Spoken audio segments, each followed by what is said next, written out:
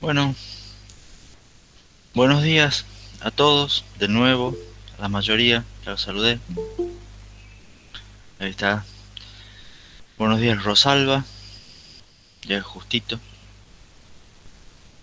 Vamos a empezar con el repaso, como siempre, con los conceptos claves que vimos la clase pasada, con la idea de refrescar un poco e ir despertándonos en este día que está, según Benjamín Matienzo, está lindo para quedarse en la cama. Todos los días están lindos para quedarse en la cama, pero bueno. ¿Qué empezamos a ver? ¿Qué vimos la clase pasada? Empezamos a ver el tema 2, que se llama costo, performance y energía, o algo así, que en realidad son una traducción al español de las 3 P de arquitectura de computadoras: Price, Performance y Power, que son tres criterios fundamentales de diseño que nos van a acompañar desde ahora hasta el fin del cuatrimestre y que espero que los sigan acompañando a ustedes en su vida profesional.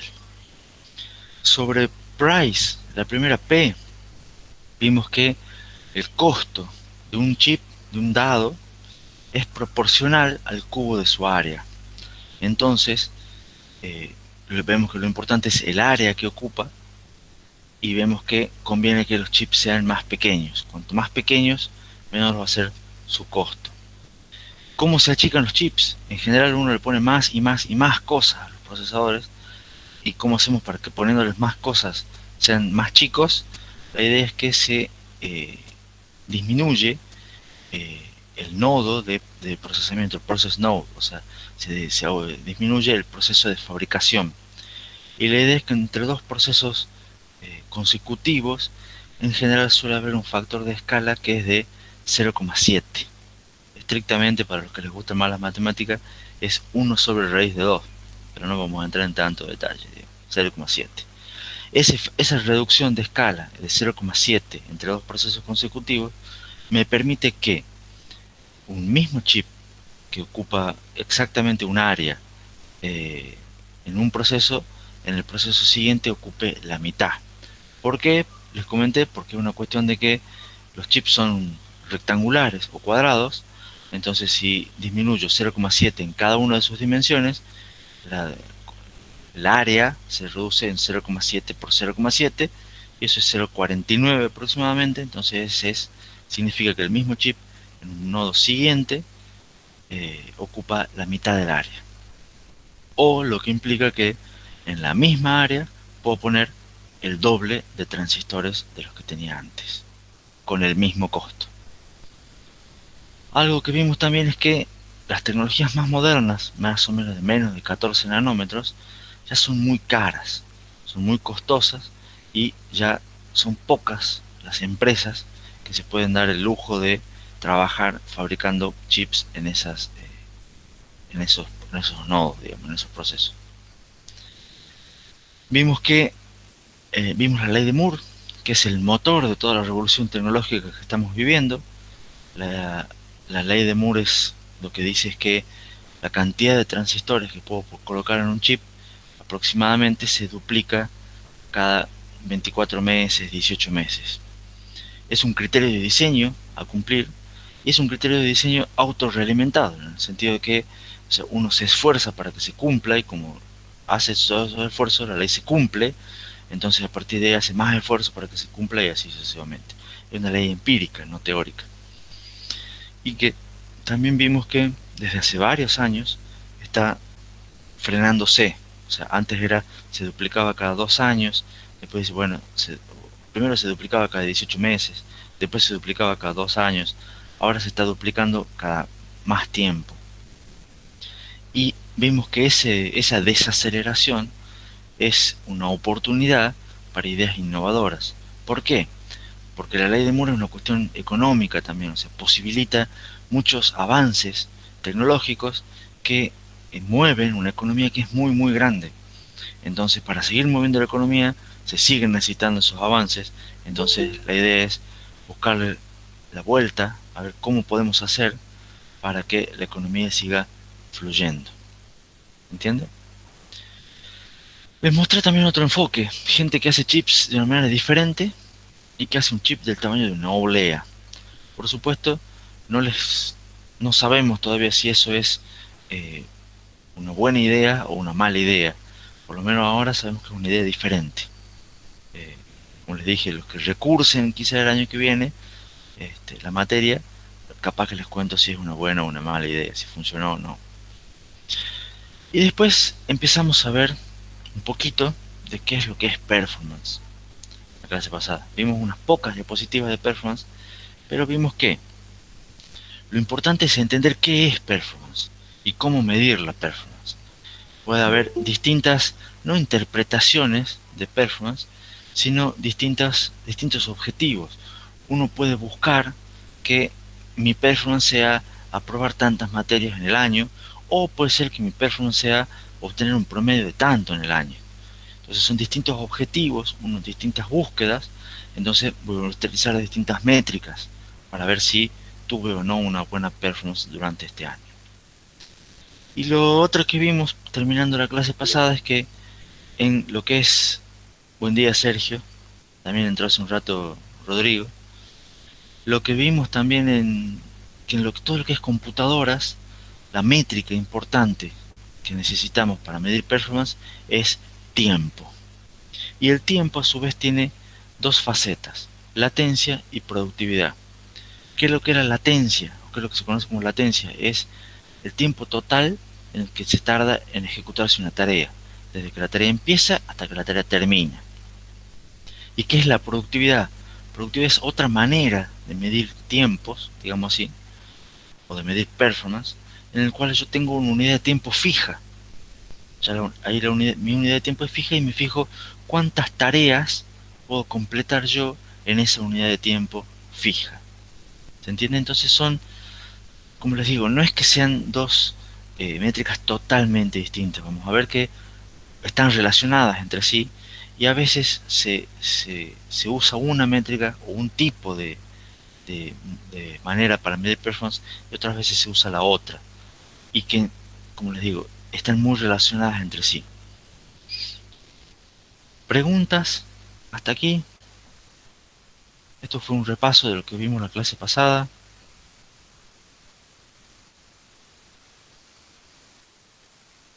Las preguntas técnicas son siempre: ¿se me escucha bien? ¿Se ve bien? Me habían dicho que me veía muy amarillo. Parecía muy Simpson, digamos.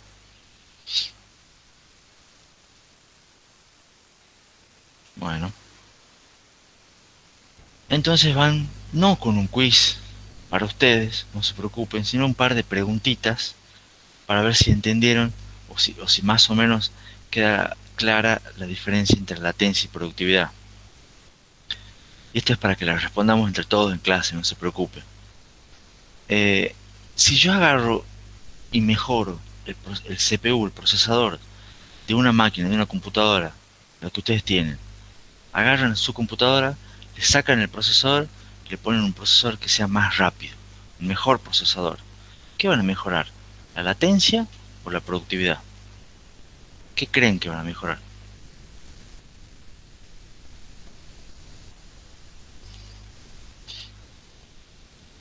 Santiago en el chat se juega por latencia. Gonzalo en el chat dice ambas. Mateo dice ambas. A ver, Gonzalo, ya que fuiste el primero, ¿te animás a decir por qué crees que mejoran ambas? Bueno, primero mejoraría el tiempo de respuesta y bueno, al tener una computadora me imagino, más rápida, podremos hacer más tareas también. Por eso pienso que mejorarían ambas. Bueno, muchas gracias, Gonzalo. Y lo bueno es que tienes razón. O sea, en general, si uno mejora así una cosa como un procesador, cambia un obrero, llamémosle, por un obrero más rápido, es muy probable que si uno tenía una determinada tarea que ejecutar y lo hace con un obrero más rápido, es muy probable que la tarea se haga en menos tiempo. De esa manera se reduce la latencia. Y a su vez, es probable que, si yo considero una unidad de tiempo fija, un segundo, un día, lo que ustedes quieran, si yo hago mi tarea más rápido, es muy probable que en una unidad de tiempo fija haga más veces esa misma tarea. Entonces, si utilizo como ver una técnica, una métrica de productividad, es muy probable que también mejore la productividad. ¿Está claro? Entonces, esa pregunta lo que apunta es ver que a veces es muy probable que mejore ambas cosas cuando introduzco una mejora. ¿Se entiende? ¿Por qué? Porque de vuelta son dos maneras de ver lo mismo. Digamos, que lo que me importa es el tiempo. En el chat me decía Alfredo, mejora la latencia, ya que otro compañero no espera, y productividad porque se pueden hacer las dos tareas a la vez. Claro, bueno, Alfredo está hablando de la que sigue. Digamos. La que sigue es, si yo ahora en vez de mejorar el proceso de una máquina, agrego una nueva máquina en un laboratorio para estudiantes, ¿qué es lo que mejora? ¿La latencia o la productividad? O sea, el escenario ahora es, ustedes tienen un laboratorio donde hay 20 máquinas y quieren hacer un eh, trabajo para los estudiantes. Dicen, no, lo que yo voy a mejorar ahora va a ser agregar una nueva computadora. Va a haber 21 computadoras. ¿Qué mejor? La latencia de la tarea, que es que los estudiantes hagan algo, alguna práctica de laboratorio, o la productividad del laboratorio.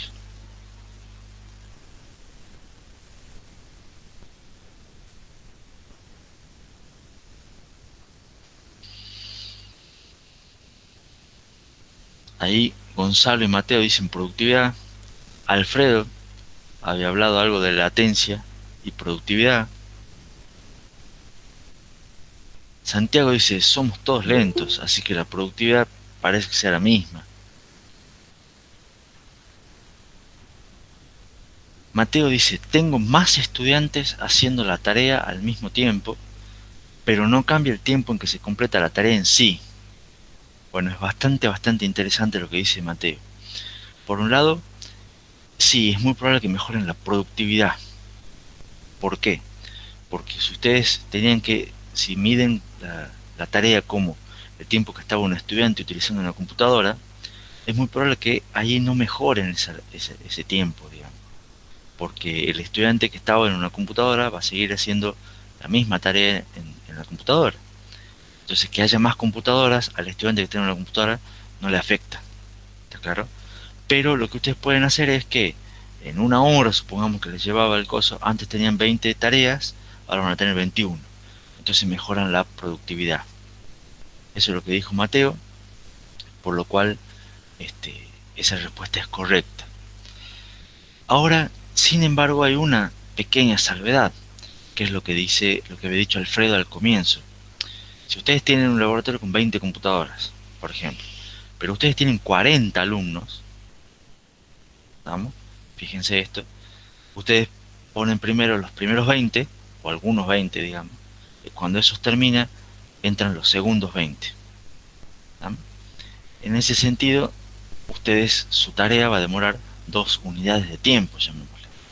En cambio, si ahora ponen 21, van a poner 21 computadoras, en la primera tanda, la primera unidad de tiempo van a usar 21, y en la segunda van a estar los otros 19. Van a seguir demorando los 2 unidades de tiempo. Solamente que en la segunda tanda, por decirlo así, van a tener 2 computadoras vacías en vez de ninguna. O sea que si ustedes se fijan en el conjunto, digamos, de tarea, o como la tarea, como decir, el tiempo que está el docente utilizando, o el laboratorio utilizando las computadoras, siguen demorando lo mismo, o sea que tampoco mejoraron la latencia. ¿Estamos? Pero eso es con la suposición de que tengan 40 estudiantes. ¿Qué pasa si en realidad tenían 21 estudiantes? Y con inicialmente, con las 20 computadoras, ustedes demoraban una unidad de tiempo en los 20 y después demoraban otra unidad de tiempo en los 21, con un solo estudiante que había quedado colgado porque no tenían computadoras. En cambio, si ahora le ponen esa computadora adicional, ustedes ahora pueden atender a todos en una sola unidad de tiempo. Entonces la latencia total podría mejorar en el caso de que este, sea, digamos, ese 21 estudiantes, o que ustedes tengan 42 estudiantes, por ejemplo, y antes demoraban 3 unidades de tiempo y ahora lo pueden hacer en 2. Entonces, bajo ciertas condiciones, puede mejorar la latencia, dependiendo de qué es lo que considere yo como tarea y dependiendo de cómo sea el contexto general de cantidad total de estudiantes. Depende si hay una cola de espera o no. ¿Se entiende? Pero lo que sí es muy probable que mejore, lo que seguro que va a mejorar, es la productividad. ¿Se entienden esos dos ejemplos? Entonces, eh, vimos que en uno que mejoraba la latencia, mejoraba la productividad. En uno que mejoraba la productividad, a veces puede que mejore la latencia o no, ¿no? Muy probablemente no, y bajo ciertas condiciones sí, ¿no? Entonces, siempre hay que ver qué es lo que quiero mejorar yo, cuáles son las condiciones, y de ahí ver qué es lo que mejora, digamos. Me pregunta Mateo en el chat, ¿hay casos en los que podría mejorar la latencia y no la productividad? Eh, es una buena pregunta, me hace pensar un poco. Me parece que no, es mi respuesta así intuitiva. ¿Por qué?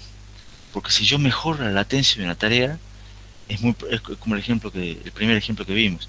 Es muy probable que pueda hacer más tareas en unidad de tiempo. O sea, seguro puedo hacer más tareas en unidad de tiempo. Entonces habría que buscar algún ejemplo medio muy raro.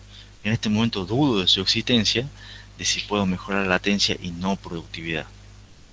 Me parece que si mejoro... Y Alfredo, por ejemplo, dice, puede ser si cambiando un USB 2, un USB 3. Lo que pasa es que vos, fíjate, vos cambiás un USB 2 por un USB 3. Entonces vos podés, cuando vos quieras copiar un archivo en un pendrive, lo vas a copiar más rápido. ¿Estamos? Mejorás la latencia. ¿Está claro? Si tu tarea es copiar un archivo, vas a mejorar la latencia y vas a mantener productividad.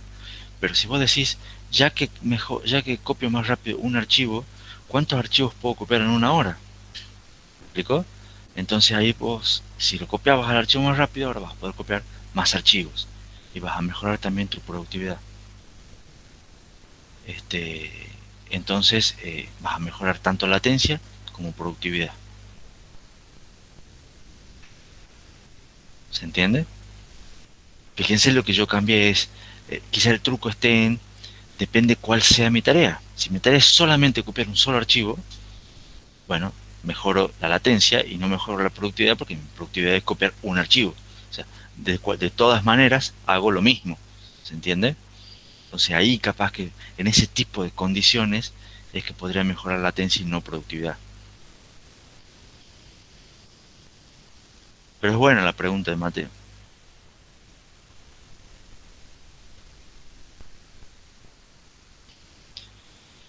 Entonces, dijimos que queríamos medir tiempo.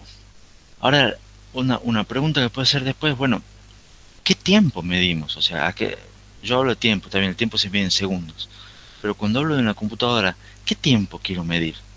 Y bueno, una primera opción es lo que se conoce como medir el tiempo total de ejecución.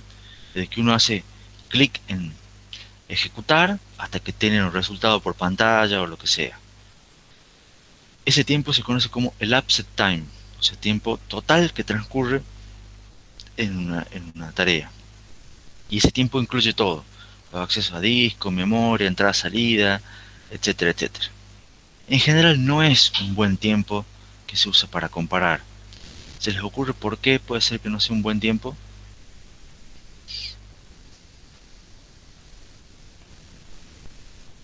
Hoy lunes hay muchas preguntas para ustedes.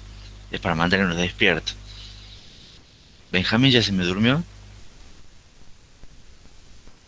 No, profe, pero no sé, digamos, no se me ocurre. Bueno, gracias igual por responder y por no dormirte. No es bueno para comparar el tiempo total porque al incluir todo, disco, memoria y todo lo demás, es muy susceptible a que haya muchísimas variaciones. O sea, ¿qué pasa si uno tiene un disco mecánico y el otro tiene un disco SSD? Va a ser mucho más rápido el de SSD, pero no porque el programa sea más rápido, solamente porque tiene un disco más rápido. ¿Qué pasa si tiene que ese tiempo total a veces es una cuestión más interactiva y depende de respuestas del usuario, y el usuario está un poco dormido porque es lunes de la mañana y se demora en apretar unas teclas o en algo. Resulta que este, ese programa o esa ejecución va a demorar más, y no es por culpa del programa, es por culpa del usuario. ¿Me explico? Entonces, en ciertos casos es útil tenerlo en cuenta, pero en general el tiempo total, como incluye todo lo que puede incluir, no es una buena métrica. ¿Se entiende? La idea es tratar de ir independizando de distintos factores para tratar de ver, este, ser más objetivos en cuanto medimos. Entonces, directamente podemos decir, bueno, consideremos solo el tiempo de CPU. No importa ya los tiempos de entrada-salida, descartemos el usuario, consideremos solamente el tiempo de CPU para poder comparar dos programas. Y acá tampoco es tan bueno. ¿Por qué? Porque el tiempo de CPU, a su vez, dijimos que por cuestiones de multitarea, ¿se acuerdan del tema anterior? A veces el sistema operativo dice, no, para, vos dejemos este programa en el freezer, porque tiene que esperar algo, y utilicemos el procesador para hacer otra cosa.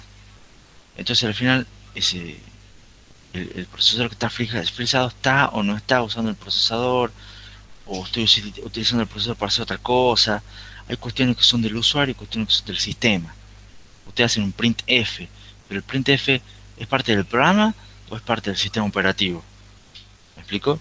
Entonces hay cuestiones ahí de que tampoco son muy cuestiones, muy, digamos, muy difusas, por decir, bueno, el sistema operativo me atiende rápido, no me atiende tan rápido, hace el printf más lento. Entonces, ¿cómo hago para comparar? Entonces, realmente lo que a nosotros nos va a interesar en esta materia es lo que se conoce como el tiempo del procesador, pero solo de los programas de usuario. ¿Estamos? Nos independizamos por el momento del sistema operativo.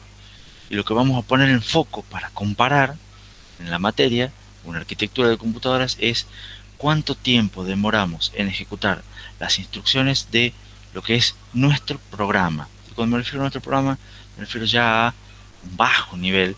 Estamos en el ensamblador, en lenguaje máquina, para, porque ahí seguro que son las instrucciones únicamente del programa de usuario y no hay funciones, llamadas al sistema operativo, no hay problemas del sistema operativo que nos venga a molestar o a frizar o a cosas así por el estilo.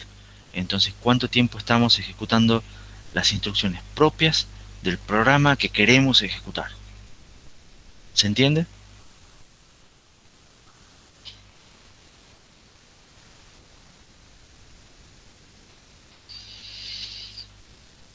Bueno, entonces ahora vamos con algunas definiciones de performance o de cómo comparamos performance.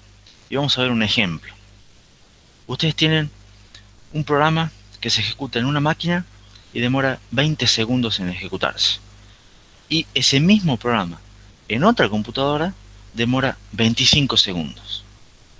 Entonces, primera pregunta es, ¿cuál de las dos máquinas es más rápida?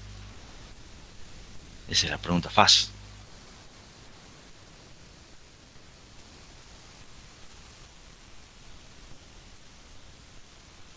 Bien, Valentín. La máquina A. Ese estaba atento para responder la pregunta fácil. Sabemos que la máquina A es la máquina más rápida. ¿Por qué? Porque ejecuta el programa, el mismo programa, en menos tiempo. Una era en 20 segundos y la otra en 25 segundos. Ahora la pregunta es, ¿cuánto más rápida es que la máquina B?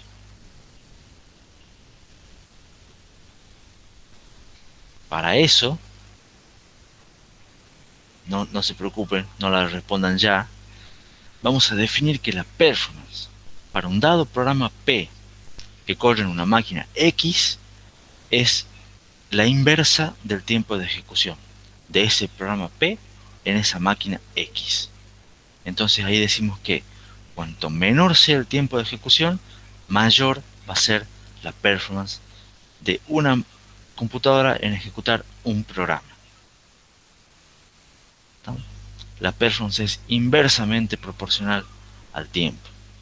Y decimos que una máquina X es n veces más rápida que una máquina Y haciendo el cociente entre las performances.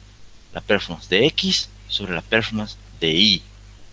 Y repito, acá es importante que uno compara X con respecto a Y. Entonces hago la performance de X sobre la performance de Y, porque Y es mi referencia. ¿Se entiende? Entonces, como la performance es inversamente proporcional al tiempo, yo puedo hacer que esta ecuación de la comparación de las dos performances es igual a la comparación de los dos tiempos, pero al revés. Es el tiempo de Y sobre el tiempo de X. Esto es porque la performance de X es 1 sobre el tiempo de X. Entonces me queda 1 sobre el tiempo de X dividido 1 sobre el tiempo de Y. Y eso es tiempo de Y sobre tiempo de X. ¿Se entiende? Entonces, volviendo acá. ¿Cuánto más rápida es la máquina A que la máquina B?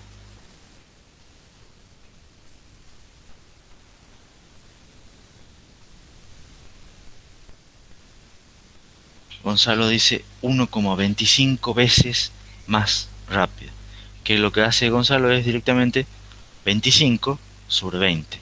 El tiempo de la máquina B sobre el tiempo de la máquina A. ¿Estamos? En el chat es hacer eso. 25 sobre 20.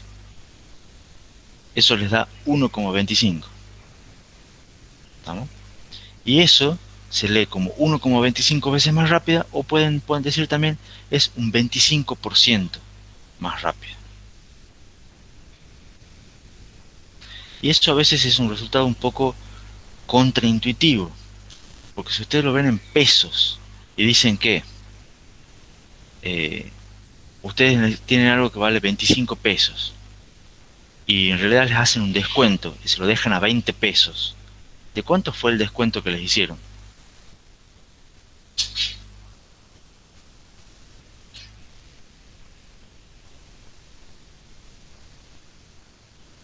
A ver, alguno que sea medio comerciante en el grupo, uno que vaya al súper o al almacén de la esquina. Ahí está Atil. Dice que si uno va a comprar un... ¿Qué hay de 25 pesos hoy en día? Antes era un alfajor, ahora ya ni siquiera. Ya. Ahora son un par de chocolatín, digamos. Este, voy a comprar algo de 25 pesos. Y me dice, no, estás con un descuento y te sale 20 pesos. ¿Cuánto es el descuento? Ustedes dicen, a ver, me hacen un descuento de 5 pesos. 5 pesos de 25 pesos es un quinto, o sea, es un descuento de un 20%. ¿Está? Muy bien, Atilio, en la respuesta. Pero ahora yo les digo que si una máquina eh, hace algo en 25 segundos y hay otra que lo hace en 20, la máquina que lo hace en 20 es un 25% más rápido, no un 20%. No un 20%. ¿Por qué? ¿Dónde está la diferencia? A ver si alguno se da cuenta.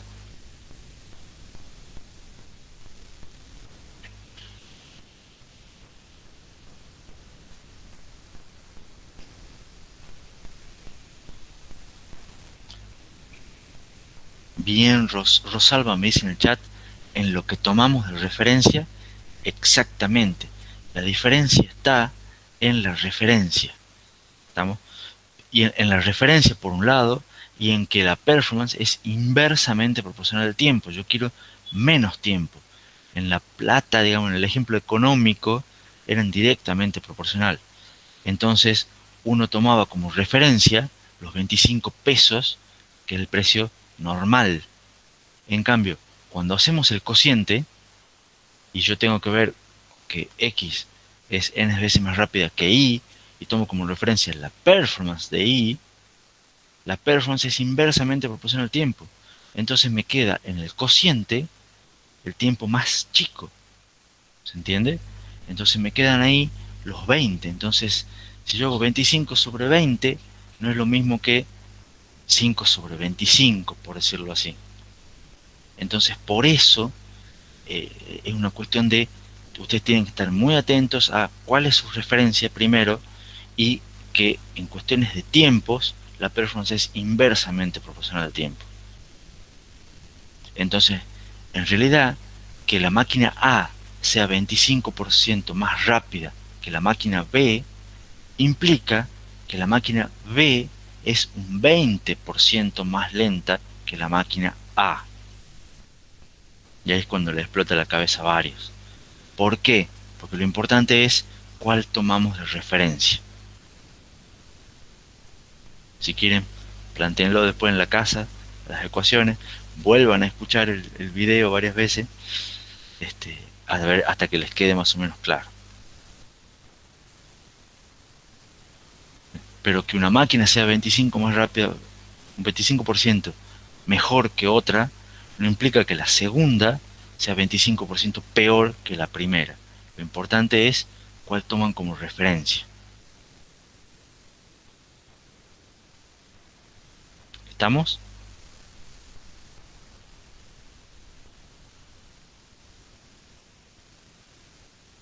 Sí, dice Gonzalo, Mateo y Rosalba. Bueno, ahora, vamos a otra pequeña cosita. Ciclos de reloj. Ya a esta altura del partido todos más o menos deben saber qué son los ciclos de reloj.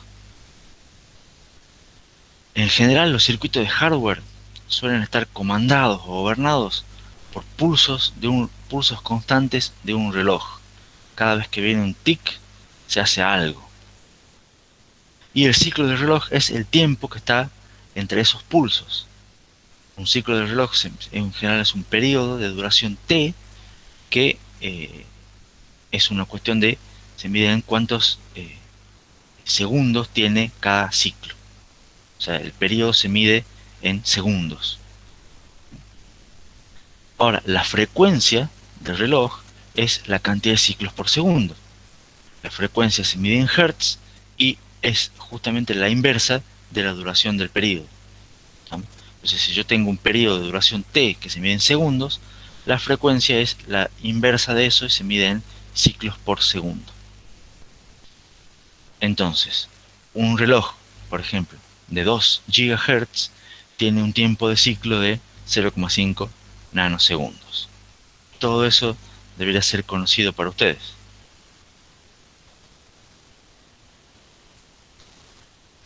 Entonces, para iguales frecuencias del reloj, en lugar de hablar de tiempo de ejecución en segundo, podemos usar también los ciclos del reloj. Entonces, yo antes tenía mi tiempo de ejecución de un programa, lo medía en segundos por programa. ¿Sí? Ahora lo puedo partir y puedo decir cuántos ciclos demora cada programa por cuántos segundos demora cada ciclo. Y esto es algo que ustedes hacían más o menos en sistemas con micro, porque ustedes decían que a veces una instrucción demoraba, o lo veían al principio también en los ejercicios con el SRC1, demoraba 3T en ejecutarse, demoraba 4T, porque demoraba 4 ciclos de lo que sea que demore ese ciclo demoraba T. ¿Se acuerdan? Que lo han visto más o menos en alguna época. Entonces, ¿cuánto demora mi programa? Bueno, mi programa puede que demore 5 segundos o puede ser que demore 4000 T. Y cada T demora tanto tiempo, entonces en total mi programa demora 5 segundos. ¿Se entiende? Estamos descomponiendo un poco la ecuación. Y ahora vamos con otra preguntita. Yo tengo un programa que en una computadora A demora 10 segundos en ejecutarse y su frecuencia es de 2 GHz. Ahora quiero diseñar una computadora B, quiero hacer otra computadora en la cual el programa demore 6 segundos en ejecutarse. ¿Vamos? Ahora, en esa otra computadora, la cantidad de ciclos que voy a necesitar se va a ver incrementada en un 20%. O sea, la computadora B necesita un 20% más de ciclos. Y la pregunta es, ¿qué frecuencia tiene que tener la computadora B para que, aún teniendo más ciclos de reloj, demore menos tiempo en ejecutarse el programa? ¿Se entiende el planteo? Vamos a verlo. En la diapositiva anterior vimos que los segundos de ejecución de un programa se pueden descomponer en cuántos ciclos demora en ejecutarse ese programa por cuántos segundos demora cada ciclo. Entonces en la computadora A, si ustedes tienen el tiempo de ejecución era de 10 segundos, la frecuencia era de 2 GHz. ¿No? Fíjense que acá estoy multiplicando y acá estoy dividiendo. ¿Por qué? Porque la frecuencia es la inversa del periodo, de la duración del ciclo. Entonces, con esta ecuación yo puedo despejar cuántos ciclos se ejecutan en la computadora A. ¿Me siguen hasta acá?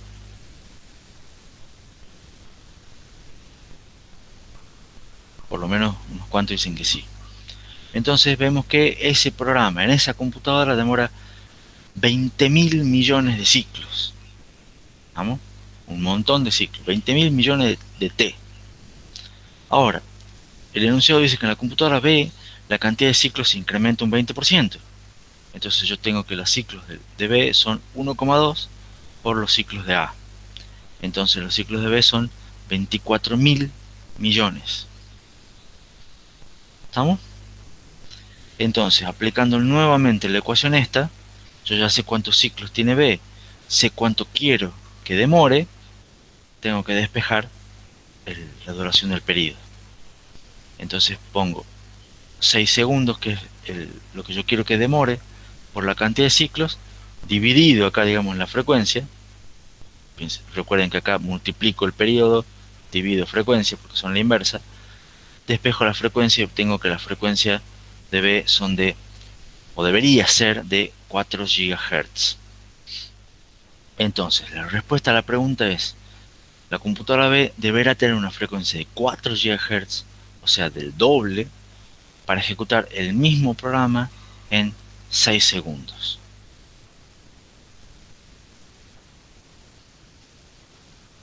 ¿Se entiende? ¿Se entendió el ejemplo?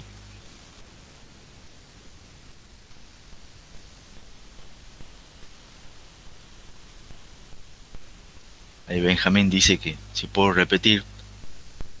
Lo único que hago, Benjamín, fíjate, es jugar con esa ecuación de arriba, en la cual digo que el tiempo de ejecución de un programa en segundos lo puedo dividir como la cantidad de ciclos que se ejecuta un programa por la duración de cada uno de esos ciclos. Entonces, con esta ecuación y los datos del enunciado, despejo cuántos ciclos se ejecutan en la computadora A. Y veo que son 20.000 millones de ciclos.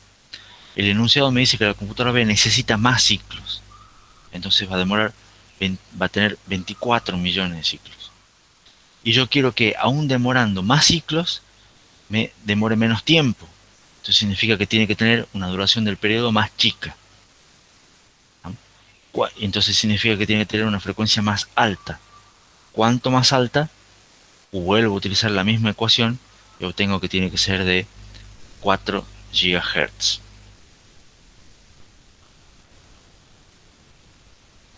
De todas formas, vale recordatorio, digamos, de que todo queda grabado. Eventualmente pueden volver a escucharlo y yo sé que no es cuestión de repetición, pero en una de esas, una segunda vez o algo así, a la tarde, se entiende un poco más. Y si no, también pueden preguntar siempre cualquier cosa. Bueno, Benjamín dice que ya está un poco mejor. Eh, es lunes, es lunes para todos, así que no hay problema. Pero bueno. Entonces, ¿se entiende hasta acá? ¿Vamos bien? Nos importa el tiempo de ejecución, se mide en segundos. También lo podemos separar en cantidad de ciclos por la duración de cada ciclo. Y ahora estamos listos para llegar al último paso, que, teniendo esta ecuación, el tiempo de ejecución es lo que demora un programa en ejecutarse en segundos. Y eso lo podemos dividir en la cantidad de ciclos que demora un programa y la cantidad de segundos que demora cada ciclo. Y eso lo multiplicamos. Podemos tratar de trabajar un poco más sobre esto y dividirlo más. La idea es descomponer ese primer término en dos, que a su vez sea los ciclos por programa. Lo vamos a dividir en la cantidad de instrucciones que ejecuta un programa multiplicado por la cantidad de ciclos promedio que demora en ejecutarse cada instrucción. Ya vamos a ver un poco más qué son esos dos términos. Por un lado, la cantidad de instrucciones que ejecuta un programa es relativamente fácil de un término fácil de obtener, porque uno cuando ejecuta un programa uno sabe la cantidad de instrucciones que ejecuta. Ojo, es una cantidad de instrucciones dinámica, no estática. O sea, no es cuántas instrucciones escribo yo en mi código, ¿no? Sino cuántas instrucciones ejecuto. Entonces, cuando uno tiene un lazo que se ejecuta 1000 veces y en ese lazo tengo 3 instrucciones, en total voy a ejecutar 3000 instrucciones, no 3. ¿Se entiende? Voy a ejecutar 3 instrucciones 1000 veces. Entonces, en total mi programa va a ejecutar 3000 instrucciones. ¿Estamos? Entonces, si ustedes tienen un código y lo van siguiendo paso a paso con un depurador o con algo, van apretando el step de algún simulador, ustedes pueden contar cuántas veces apretan la teclita de paso a paso y eventualmente van a saber cuántas instrucciones ejecutan en total en su programa. ¿Estamos? Entonces, si ustedes además supieran disculpen, si tuvieran información de este otro término, podrían obtener cuántos ciclos en total demora cada programa en ejecutarse.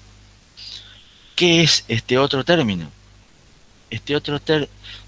Si supieran ese otro término, digamos, que lo vamos a dejar todavía eh, con incógnita, ustedes podrían reescribir la ecuación anterior como el tiempo de ejecución de un programa en segundos es la cantidad de instrucciones dinámicas que ejecuta un programa por la cantidad de ciclos en promedio que demora en ejecutarse cada instrucción por la cantidad de segundos que demora cada ciclo, la duración de cada ciclo.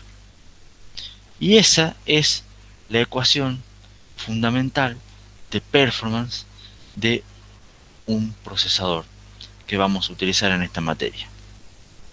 Es un producto de 3 términos. Es bastante simple. Acá no hay integrales, no hay derivadas, no hay ninguna de esas cosas raras. El tiempo de ejecución es la cantidad de instrucciones dinámica que se ejecutan por el CPI, que son ciclos promedios por instrucción, que es en promedio cuánto demora en ejecutarse cada instrucción, por la duración del ciclo T en segundos, que es la inversa de la frecuencia del procesador. Esa es la ecuación fundamental de arquitectura, la ecuación fundamental 1 de arquitectura de computadoras. Y lo que nos queda como incógnita es ¿qué es este término CPI? Este término CPI, ciclos promedio por instrucción, es un término que nos da información sobre el set de instrucciones, sobre la implementación de la arquitectura del set de instrucciones y sobre el programa. Ustedes van a ver que distintos procesadores que tienen distinta arquitectura del set de instrucciones van a generar para un mismo programa en lenguaje de alto nivel un distinto CPI promedio. Entonces de ahí vamos a ir viendo cuál tiene mejor tiempo de ejecución general, porque siempre ¿qué es lo que importa acá? El tiempo de ejecución completo, este T, pero al desmenuzarlo en estos 3 factores nos va a permitir ir jugando y observando distintos fenómenos que ocurren para poder comparar mejor y ver quién tiene la culpa cuando algo anda lento. Digamos. ¿Dudas hasta aquí? ¿Alguna pregunta?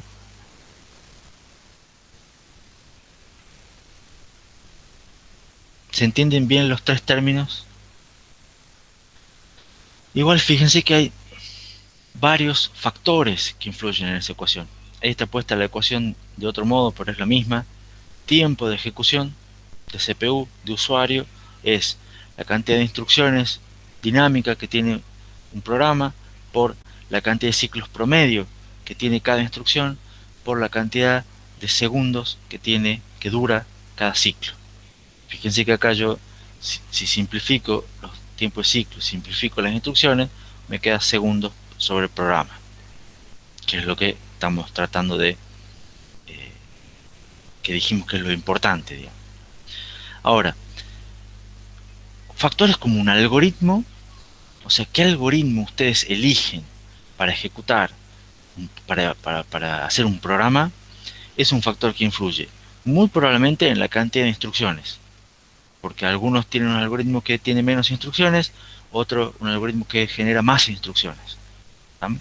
Son algoritmos que hacen lo mismo, pero lo hacen de diferente manera.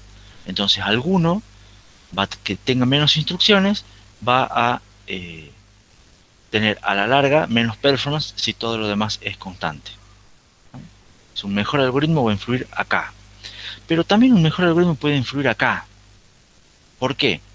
Porque ustedes han visto en sistemas con micros, por ejemplo, eh, y creo que deberían estar repasando para lo que es el práctico del TP0, de prerequisitos, que a veces cuando ustedes hacen algún cambio de datos o una cosa así, hay algunas instrucciones que demoran más ciclos que otras. Algunas instrucciones demoran 3T, 4T, y otras instrucciones pueden demorar 8, 9T, 9 ciclos. ¿Se acuerdan algo de eso? Entonces, si hay un algoritmo que usa menos instrucciones, supongamos, pero esas instrucciones son instrucciones más lentas, capaz que el CPI, los ciclos promedio por instrucción, sea más alto, que utiliza muchas instrucciones de las instrucciones que son lentas. ¿Se entiende? Entonces, capaz que tenga menos instrucciones, pero capaz que las instrucciones sean más lentas, el CPI sea más alto. Entonces habrá que ver si el producto, mejor, si esto baja y esto sube, hay que ver si a la larga el producto queda mejor o no. Hay que ver cuántas instrucciones menos, cuánto es el promedio y ver si realmente conviene o no. Pero entonces un algoritmo puede influir tanto en la cantidad de instrucciones y probablemente en el CPI, sabiendo de si utiliza instrucciones lentas o no. O al revés, tratemos de usar un algoritmo que ejecute instrucciones rápidas y de esa manera es muy probable que si las instrucciones son menos y son rápidas, demore mucho menos. O sea, tenga en total un menor tiempo de ejecución y tenga una mayor performance. El lenguaje de programación que ustedes elijan para programar es muy probablemente que también influya en la cantidad de instrucciones y también en el CPI. Hay lenguajes que de por sí generan más instrucciones a la hora de ejecutar un programa. Después también, por supuesto, que está muy relacionado es el compilador. El compilador y hay opciones de compilación. Entonces, un diferente compilador me puede optimizar mejor y lo puede hacer que el mismo programa que yo escribí eh, use menos instrucciones o utilice mejores instrucciones. ¿Se entiende? Fíjense que todos estos factores influyen en la cantidad de instrucciones y en la cantidad de ciclos promedio por instrucción. La arquitectura del set de instrucciones lisa, que después vamos a ver qué es, también influye en la cantidad de instrucciones y en el CPI promedio. Si yo hago instrucciones eh, más simples o tengo pocas instrucciones, capaz que para hacer un programa necesito utilizar muchas instrucciones de bajo nivel, por más que sean rápidas. En cambio, si tengo algunas instrucciones más interesantes, capaz que puedo utilizar menos instrucciones. Y al revés, también si tengo instrucciones lentas, voy a hacer que el CPI sea más alto, y si tengo instrucciones rápidas, puedo hacer que el CPI sea más bajo. La organización del hardware, esto es algo que ustedes más o menos deben estar repasando para el práctico cero, influye en el CPI y también me puede influir en T. Influye en el CPI porque ustedes creo que vieron que si ustedes tienen, por ejemplo, el SRC1 que tiene un bus, para hacer una instrucción demoraban 6 ciclos. Pero si le agregaban dos bases, entonces capaz que lo pueden ejecutar en menos tiempo. ¿Se acuerdan? Eso es bajar el CPI promedio, la cantidad de ciclos en promedio que demora una instrucción. Y puede también que, al modificar la organización, puede que también la duración modifique algunos retardos, algunas cosas, de manera tal que la duración del ciclo se me haga más corta. Entonces fíjense que ya tocando cosas de hardware, modifico CPI y modifico la duración del ciclo. Y si modifico por último la tecnología, si yo hago que tecnología, ley de Moore, hago que los procesadores sean más chiquitos, los transistores son más chiquitos, son más rápidos, puedo aumentar la frecuencia, entonces mejoro la frecuencia, estoy mejorando únicamente el factor T. Pero acá ven que, ¿qué es la idea de esta diapositiva? Hay un montón de factores que influyen en distintas partes de la ecuación. Entonces yo puedo mejorar mejorando acá, o acá, o acá, o acá, o todos. ¿Se entiende?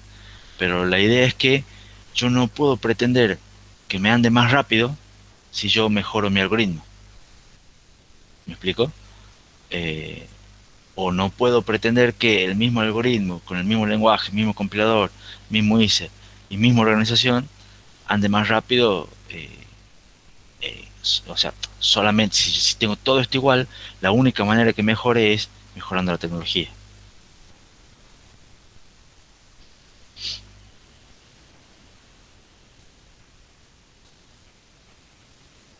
¿Se entiende la idea de la diapositiva? ¿Quieren que hagamos un descanso?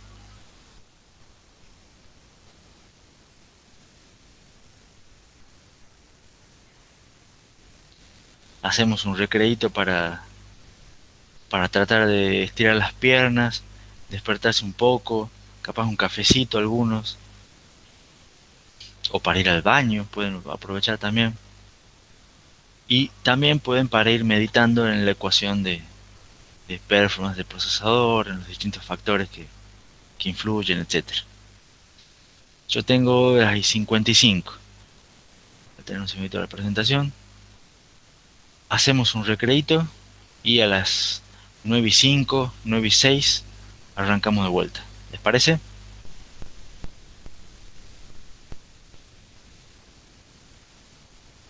Bueno, nos vemos en 10 minutitos.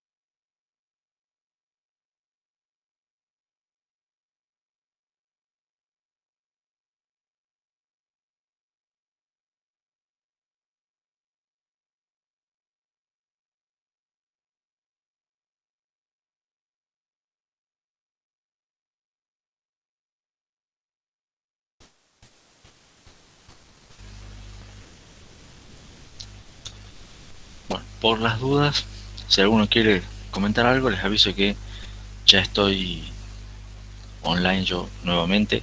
La clase igual retomamos en 3 4 minutos.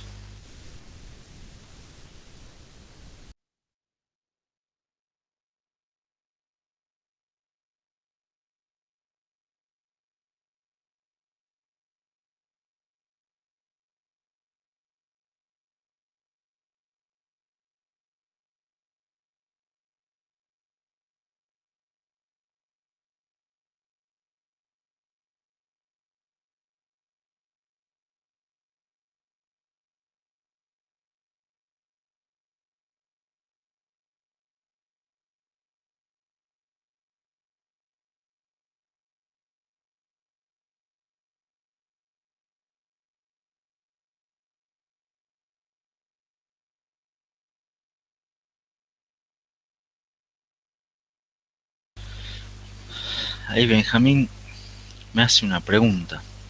Profe, ¿todos los cálculos van a ser así en la materia? Ecuaciones sencillas con S, pero que requieren comprender bien el tema y que influyen en la fórmula. ¿Y qué influye en la fórmula? Me hace acordar al último tema de micro, que era casi todo regla de tres. Muy probablemente sí, Benjamín. Las ecuaciones son en general sencillas, son productos, cocientes, no hay más que eso. Alguna vez quizás haya algo un poquito más complicado, pero la idea nuestra es sí, simplificar todas las ecuaciones posibles y lo importante es comprender el tema, comprender qué factores influyen en la fórmula. Sí, por ahí va la mano.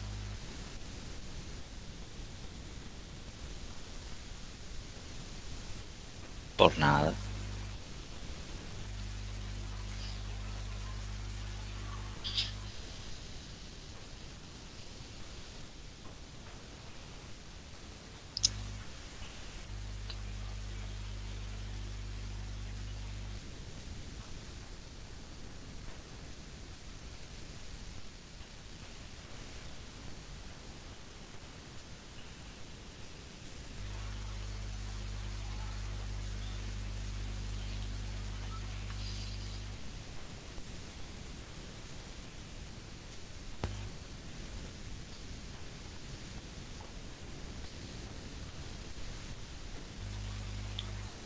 Aprovecho y les hago una pregunta yo a ver si alguno está. ¿Cómo van con el práctico de prerequisitos? Me emocionó ver que algunos estaban instalando Renault de vuelta para poder simular los códigos que hagan en el ejercicio, en el práctico. Gonzalo si le faltan 2 puntos, bastante bien.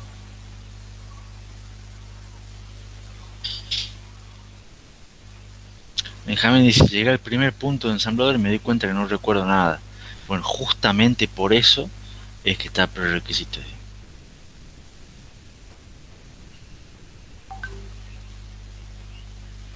Gonzalo dice que los puntos que no pudo hacer se pospusieron por problemas de enunciado. ¿Qué pasó? ¿O a qué te referís con problemas de enunciado? Ah, pero no esperes la consulta para preguntar. Hacer una pregunta a través de Discord.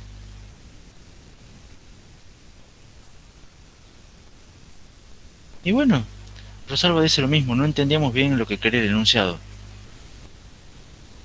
Yo hubiera tirado la consulta en Discord. Che, no entiendo bien a qué se refiere el enunciado de ejercicio tanto. ¿Quiere ser A o quiere ser tal cosa? Pregunten. Y capaz que ayuda, capaz que no. Pero hubiera preguntado. No me quedaría esperando.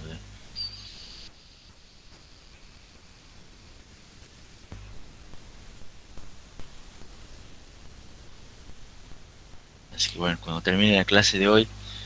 Ah, no sé, ¿ya coordinaron los horarios de consulta con Erika, con Martín, con Esteban? ¿O no todavía?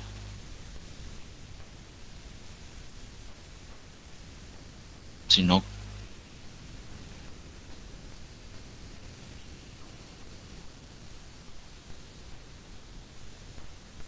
bueno, por eso. Si no coordinaron a ver, no pregunten en Discord para esperar la consulta. Pero no saben cuándo es la consulta, tampoco pregunten en Discord. Yo si fuera alumno, pesado quizá, yo primero preguntaría en las consultas TP0, che, no se entiende qué quiere decir el enunciado del ejercicio tanto. Y se conversa un poco, capaz que se aclare, capaz que no. Pero yo por lo menos preguntaría. Y después preguntaría en la sala común, no me acuerdo cómo se llama, che, al final, ¿cuándo van a hacer las consultas? Porque tengo unas dudas del práctico y me gustaría resolverlas. Haría las dos preguntas. Y de ahí vemos cómo se van desarrollando. Pero yo no dejaría de preguntar. Para eso está Discord. Es más, había... ¿Quién era la clase pasada que me había dicho que no le llegaban las notificaciones de calendar para,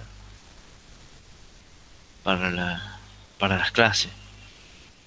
¿Se pudo solucionar eso o no? No me acuerdo quién era. ¿Era un Santiago?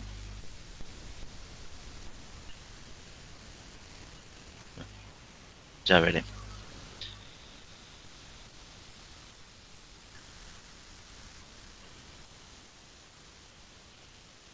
Ahí Gianotti. ¿Ya solucionaste o no el tema de... Solucionado, dice. O parece que dice eso en el chat, no sé. Bueno, volvamos a la clase. ¿Estamos todos ya como para empezar de vuelta? Unos 40 minutitos más.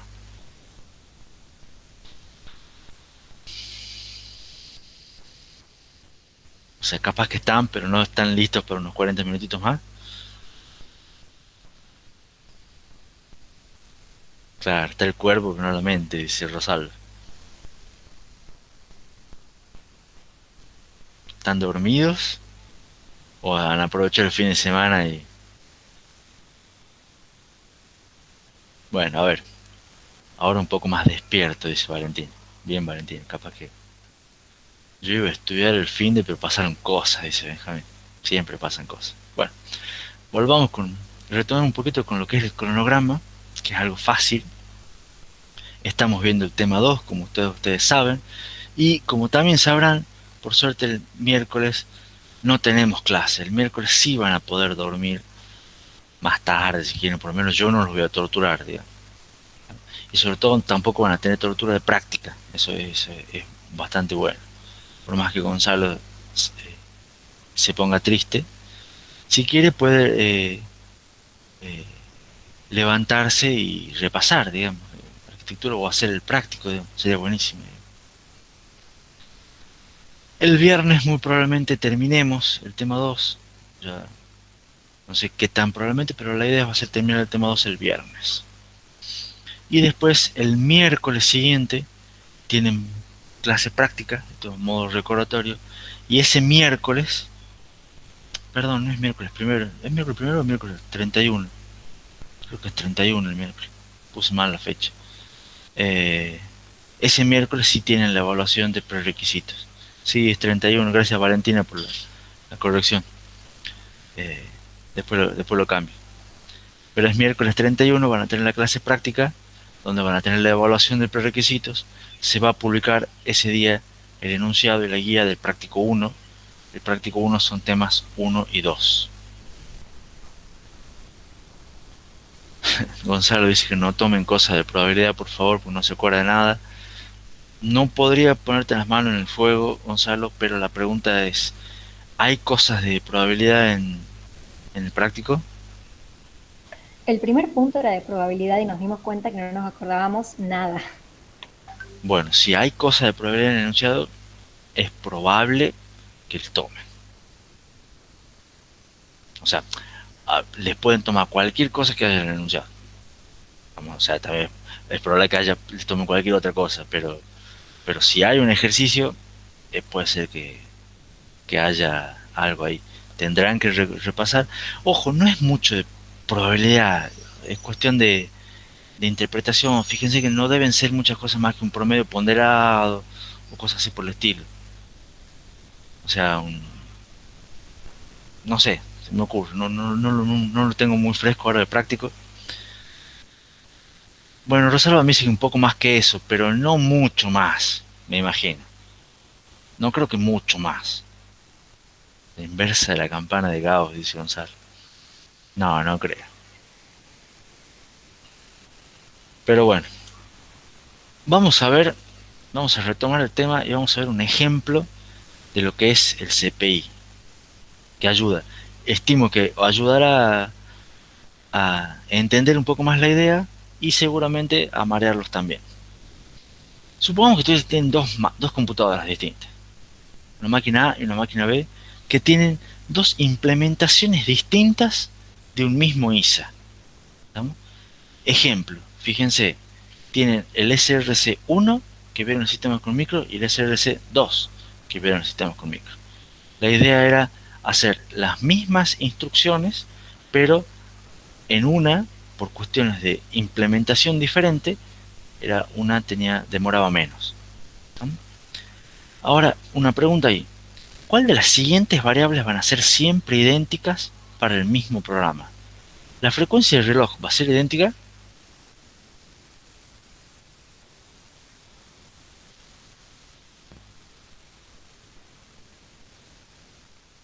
Sí, dice. ¿El CPI va a ser idéntico? O bueno, ¿el tiempo de ejecución va a ser idéntico? ¿El número de instrucciones o la cantidad de instrucciones va a ser idéntica? ¿Cuáles creen ustedes que, si yo digo tengo dos implementaciones diferentes de un mismo ISA, cuáles, y tengo el mismo programa que ejecuto, cuáles creen que van a ser siempre iguales de esas variables de ahí?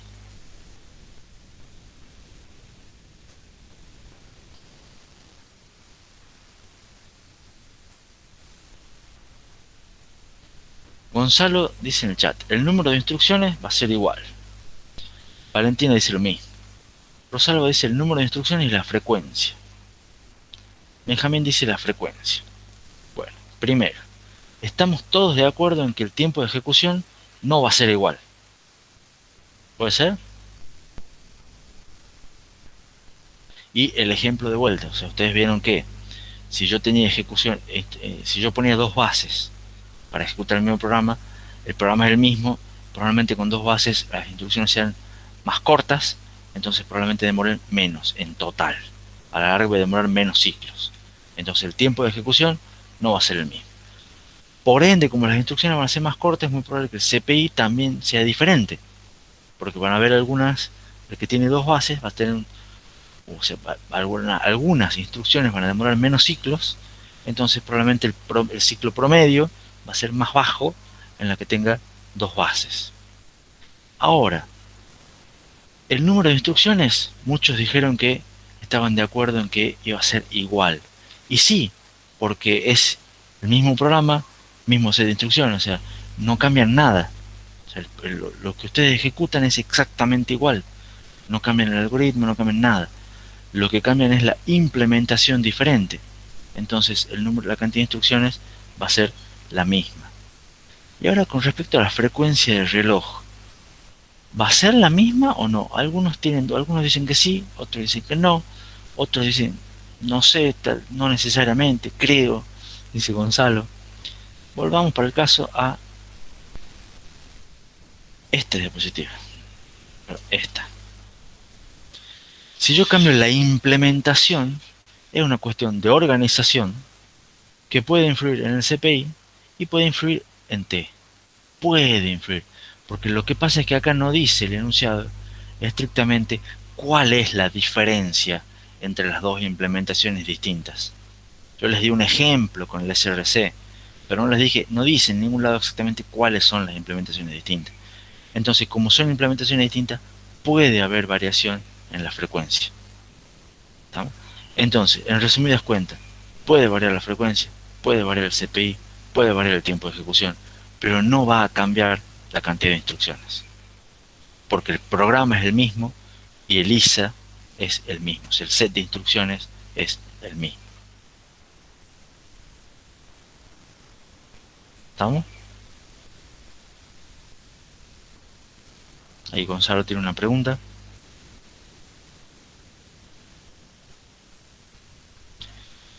Y ya vamos a ver bastantes ejemplos durante la materia, pero un caso puede ser eh, de- que, que te varíe la frecuencia tiene que ver con cuestiones de paralelismo, tiene que ver con cuestiones de pipelining, por ejemplo.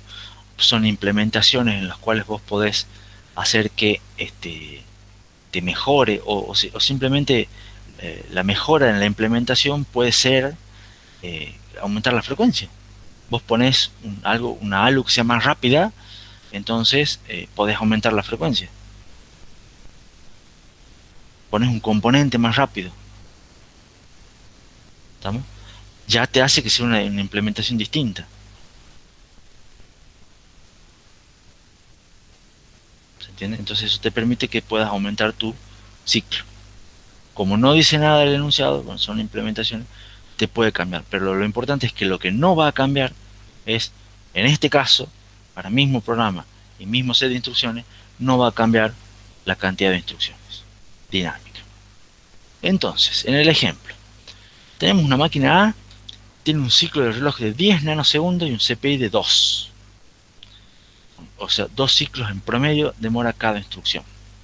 La máquina B tiene un ciclo de reloj de 20 nanosegundos, o sea que tiene una frecuencia más baja, y tiene un CPI de 1,2, o sea, tiene un CPI más bajo también. Las dos máquinas funcionan con el mismo compilador. ¿Cuál de esas dos máquinas es más rápida para ejecutar el programa y cuánto más rápida será? ¿Qué habría que hacer? ¿O cómo podemos hacer?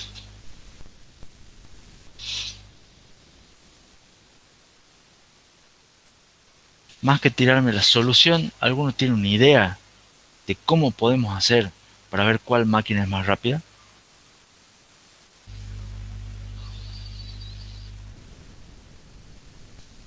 Benjamín dice con la performance.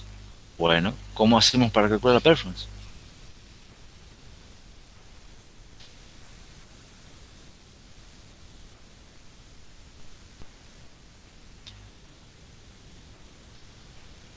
Con el cociente, está bien, pero el cociente es performance de una sobre performance de la otra.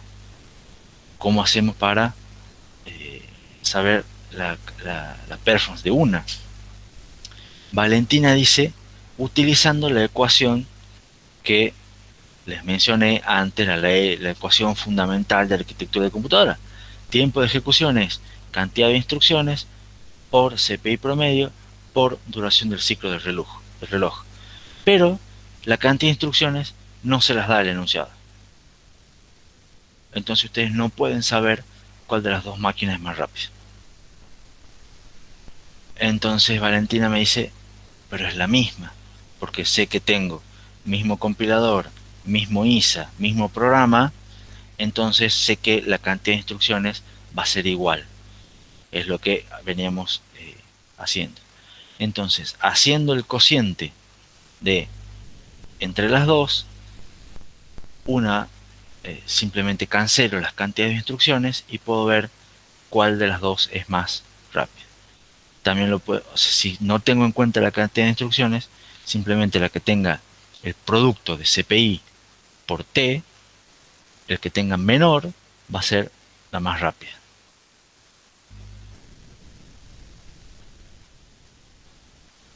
¿Estamos? Entonces, CPI de la primera es 2 por 10 nanosegundos, esto me va a dar más o menos 20.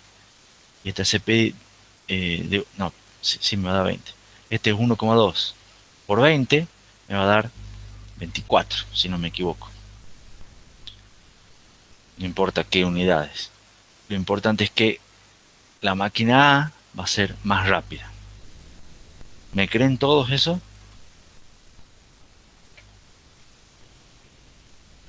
Y ahora, ¿cuánto más rápida va a ser la máquina A que la máquina B?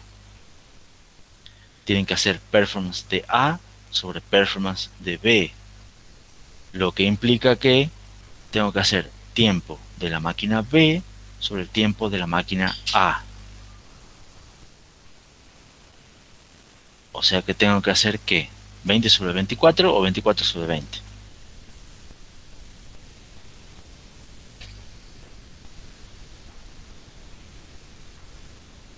A ver, hay un voto de Mateo para 24 sobre 20.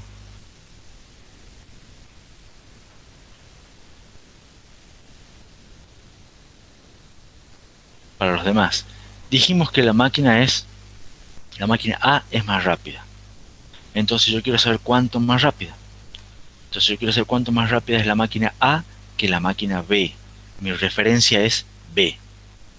¿Estamos? Pues yo quiero comparar A con respecto a B. Entonces hago performance de A sobre performance de B. Como la performance es inversa al tiempo, cuando hago las ecuaciones y trabajo con ellas, me queda el tiempo de la máquina B sobre el tiempo de la máquina A. Me queda la más rápida abajo. Entonces tengo que hacer 24 sobre 20, como dicen Mateo y Santiago en el chat. La máquina A es un 20% más rápida o 1,2 veces más rápida que la máquina B.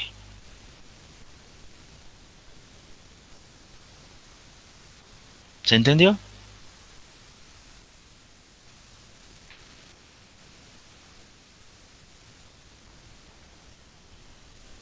Y después, por supuesto, pueden preguntar ahora, pueden volver a verlo. Cuando lo repasen, capaz que así con papel y lápiz ustedes les termina de cerrar. Capaz que alguno está con papel y lápiz ahora.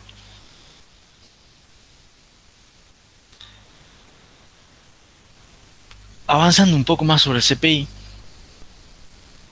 podemos despejar que, si recuerdan las ecuaciones anteriores, CPI es el total de ciclos que yo ejecuto dividido en la cantidad de instrucciones que yo ejecuto. Porque el ciclo promedio es ciclos promedio por instrucción. Entonces, cuántos ciclos tengo, en cuántas instrucciones tengo, me va a dar el promedio por instrucción de cada uno. Entonces, si consideramos que el tiempo de ejecución es la suma de los tiempos de todas las instrucciones, podemos llegar a esta ecuación que es una sumatoria. Está puesto así porque podría haber puesto el simbolito, pero es menos agradable. En las cuales el CPI es la sumatoria de el CPI, digamos, de cada instrucción individual por la frecuencia individual de cada instrucción. Frecuencia es la cantidad de veces que aparece una instrucción. O sea, yo ejecuto 3 veces una instrucción de carga, 5 veces una suma. Si son en total esas 8 instrucciones, tengo, o bueno, pongamos 3 instrucciones de carga y 7 sumas, tengo un 30% de instrucciones de carga y un 70% de instrucciones de sumas. ¿Se entiende? Son frecuencias relativas de la instrucción I sobre la cantidad total de instrucciones que se ejecutan. Y el CPI sub I es la cantidad de ciclos que demoran en ejecutarse las instrucciones de tipo I. Entonces, supongamos el ejemplo que yo les di recién. Yo tengo un programa de 10 instrucciones, o que en total ejecuta 10 instrucciones, de las cuales 3 son instrucciones de carga, 7 son instrucciones de sumas. ¿Estamos? Para hacerlo muy simple. Entonces, mi total de instrucciones es 10. ¿Estamos? Pero yo tengo 3 instrucciones de carga, 7 de suma. Entonces la frecuencia, la cantidad de instrucciones de carga son 3. Sobre el total, 10, voy a tener un 30% de instrucciones de carga y un 70% de instrucciones de suma. Si ustedes van a un SRC1, por ejemplo, dice las instrucciones de carga demoran 10 ciclos y las instrucciones de suma demoran 5 ciclos, ustedes pueden calcular el CPI promedio como el producto del CPI de cada instrucción por su frecuencia relativa y sumando la sumatoria de todos esos productos. ¿Se entiende lo que dije? Ahora lo vamos a ver en un ejemplo igual. Hay uno que no se durmió todavía, por lo menos. Verlo de esta manera a la ecuación al cálculo de CPI nos permite conocer la mezcla de instrucciones de un programa. Que cuando yo les dije ahí recién un programa con 10 instrucciones, que ejecuta 10 instrucciones, es una tontera. Pero cuando tienen un programa que ejecuta 1000 millones de instrucciones, la mezcla es mucho más útil y mucho más piola. Y además los términos de la sumatoria esta nos permite hacer otro otro insight, digamos, poner el foco de dónde se consume tiempo cuando ejecuta un programa de usuario, dónde pierde más tiempo. Ya vamos a ver detalles sobre esto. Dice Benjamín que nadie se duerme porque le tienen miedo a la materia. No tienen que tener miedo, o no deberían tener que tener miedo, pero es cuestión de prestar atención nomás, estar atento. El miedo a veces bloquea. Si ustedes se bloquean acá, pierden. Veamos este ejemplo. Acá tienen un programa en un determinado procesador que tiene la siguiente mezcla de instrucciones con sus duraciones. Entonces vamos así. Yo tengo un programa en el cual hay 4 tipos de operaciones. Instrucciones que trabajan con la ALU, instrucciones que traen datos de memoria, instrucciones que guardan datos de memoria e instrucciones de saltos. Ustedes ya han visto más o menos esos 4 tipos de instrucciones de un procesador, ¿o no? Han visto la instrucción LDR, STR creo que también, algún branch han visto varios, y instrucciones de operación con la ALU, una suma común y corriente. ¿Se acuerdan? Bueno, entonces ahora, en este procesador que tiene estos 4 tipos de operaciones, ustedes tienen una mezcla en las cuales el 50% son operaciones de la ALU, un 20% son cargas de memoria, un 10% son almacenamientos en memoria y un 20% restantes son instrucciones de salto. Entonces, si yo tengo 1000 instrucciones, ¿cuántas van a ser instrucciones de la ALU?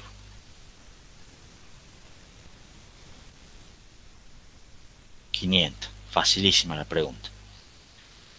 Observen que estas frecuencias relativas, sí o sí, tienen que sumar 100%.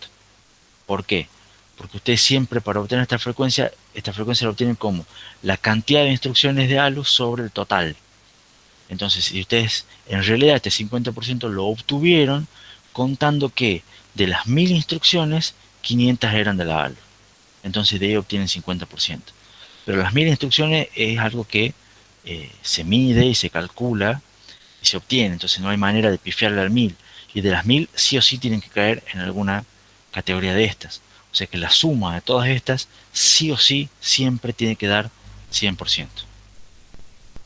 ¿Está claro? Ahora, luego, cada tipo de instrucción, acá está su duración individual. O sea, una instrucción de ALU la puedo hacer en un ciclo, supongamos. Pero las instrucciones load, store y las instrucciones de salto me demoran 2 ciclos. ¿Estamos? Eso es un dato dado por la arquitectura. Supongamos que ustedes lo hicieron en el SRC. ¿Estamos? Entonces eso ya viene dado. Todas las instrucciones de ALU demoran un ciclo y todas las demás demoran 2. Entonces ahora ustedes tienen que, para el producto este que yo les mencionaba en la diapositiva anterior de el CPI individual de cada instrucción por la frecuencia de cada instrucción, es simplemente multiplicar este valor por este valor. Entonces, ¿cuánto es el producto? 1 por 0,5 me da 0,5. 2 por 0,2 me da 0,4. 2 por 0,1 me da 0,2. Y 2 por 0,2 me da 0,4. ¿Se entiende? Fíjense que acá solamente estoy multiplicando. Entonces, ¿cómo hago teniendo estos productos para calcular el CPI? Simplemente los sumo. ¿Está? Y el CPI promedio va a ser 0,5 más 0,4 más 0,2 más 0,4. CPI promedio 1,5. Es la sumatoria de los productos de la frecuencia relativa de cada instrucción por la duración en ciclos de cada instrucción.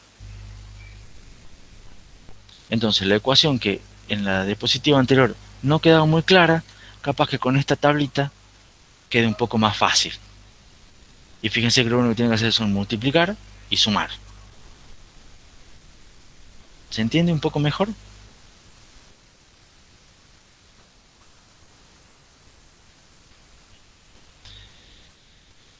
Y ahora, me falta ver esta otra columna. ¿Qué es esta otra columna? Porcentaje de tiempo, dice. ¿Qué es lo que significa? Es, yo hago esta columna, estamos a los valores que obtuve acá, dividido en el CPI promedio que obtuve en el valor anterior. O sea, los divido en 1,5. Entonces yo hago 0,5 dividido 1,5, eso es un tercio, 33%. 0,2 dividido 1,5 me da un 13%. Fíjense que estos valores también tienen que sumar 100%. ¿Y para qué me sirve esta columna?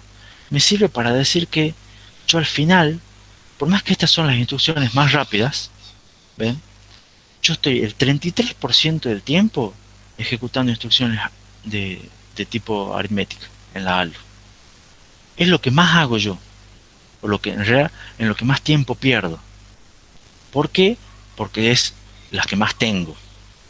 ¿Se entiende? Son las más rápidas, pero es la que más tengo. Entonces eso me permite hacer planteos de, supongamos que yo quiero mejorar de algún modo el tiempo de ejecución este. Y uno dice, ¿qué podría mejorar? Uno podría pensar inicialmente, ¿sabes qué? Puedes mejorar los saltos o las instrucciones load. ¿Por qué? Porque las instrucciones load son una de las que más demoran. ¿Vamos? Entonces uno puede decir, puede ser, estas demoran 2 ciclos y las aritméticas demoran un ciclo. Entonces, estas son más lentas. Seguramente estas que son más lentas tienen la culpa de que el programa demore, sea más lento. ¿Se entiende? Entonces, si yo quiero mejorar mi programa, hago que el load sea más rápido y con eso mejoro, hago más rápido el programa. Lo cual sí, si hacen esto más rápido, van a achicar esto y van a achicar esto y van a hacer que el programa sea más rápido. Pero quizás si hacen esto más rápido, o sea, las operaciones de la ALU, por más que hoy en día son las más rápidas, ustedes van a mejorar mucho más, o sea, van a tener un mayor impacto, una mayor mejora que si mejoran cualquier otro aspecto. ¿Por qué? Porque como son muchas las de la ALU, ustedes están perdiendo más tiempo ejecutando ese tipo de operaciones. Entonces, si hacen una mejora, supongamos que tienen que mejorar un determinado porcentaje, cualquier mejora que ustedes hagan acá va a tener un mayor impacto en el CPI promedio general que si mejoran en cualquiera de las otras. ¿Se entiende?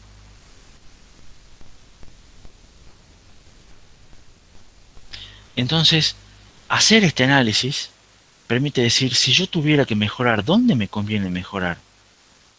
Y viendo acá, si yo los ordenamos de mayor a menor, ven que conviene hacer un esfuerzo en mejorar la cantidad de ciclos de la ALU, porque son en las que uno está invirtiendo más tiempo, o sea, el tiempo de ejecución está más tiempo demorando en ejecutar las instrucciones de la ALU que todas las demás. Entonces, esas deberían ser el primer foco en el cual uno pone a la hora de que quisiera mejorar para bajar el CPI promedio.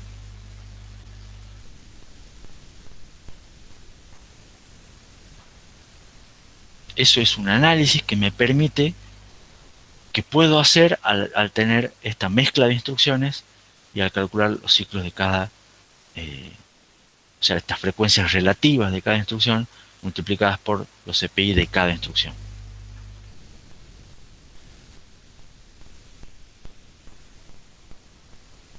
¿Alguna pregunta?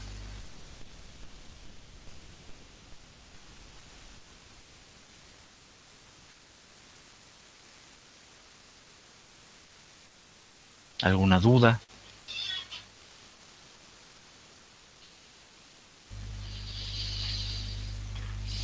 Rosalba tiene una duda. Está buena. Pero me dice, pero si ya dura un ciclo, ¿cómo se mejora eso? Es una muy buena pregunta, porque muchos temas de la materia van a tratar de ver justamente eso. ¿Cómo hacemos para mejorar cuando parece que no se puede mejorar? Y ahí va de vuelta lo que hemos hablado al principio de la clase, qué es lo que es latencia y qué es lo que es productividad. Entonces, si ya dura un ciclo, usted dice, no puedo hacer que una operación dure menos que un ciclo.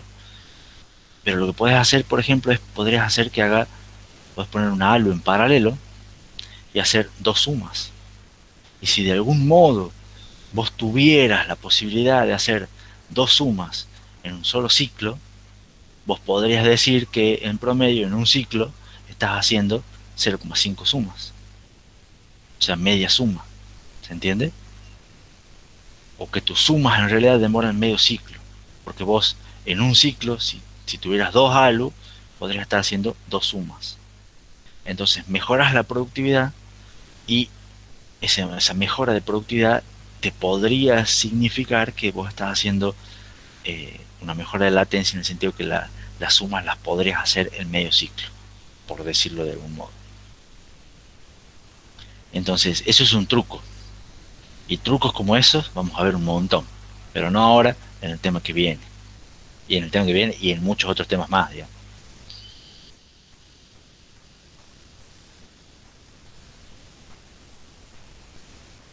¿Se entendió un poco la idea? No podés hacer que mejore la tarea, pero podés hacer más tarea en la misma unidad de tiempo, que vendría a ser tu ciclo. O sea, al mejorar tu productividad, estás como mejorando, en cierto modo, el promedio, el CPI promedio. Por eso usamos un promedio.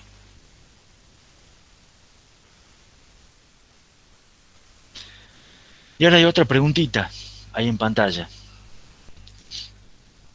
Si yo tengo varias variables, cantidad de ciclos para ejecutar un programa, cantidad de instrucciones que tiene un programa, esa cuenta siempre es dinámica, recuerden, cantidad de ciclos por segundo, cantidad promedio de ciclos por instrucción, cantidad promedio de instrucciones por segundo, y yo puedo seguramente inventar algunas variables más.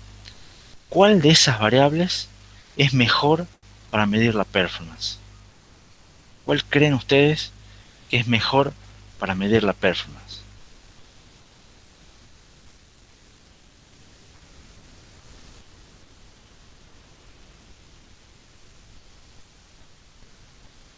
A ver, espero que no se me hayan dormido.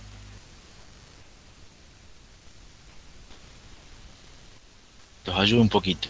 Cantidad de ciclos para ejecutar un programa es la cantidad total de CPI por T. Digamos, es la cantidad total de ciclos para ejecutar un programa. Cantidad de instrucciones para que tiene un programa es justamente eso, la cantidad de instrucciones, el CI. Cantidad de ciclos por segundo es la frecuencia. Cantidad promedio de ciclos por instrucción es el CPI. Entonces fíjese, este es CPI, este es CI, este es F, que es la inversa de T, esta es CPI por T, este es promedio de instrucciones por segundo, es 1 sobre CPI por T. ¿Cuál creen que es mejor?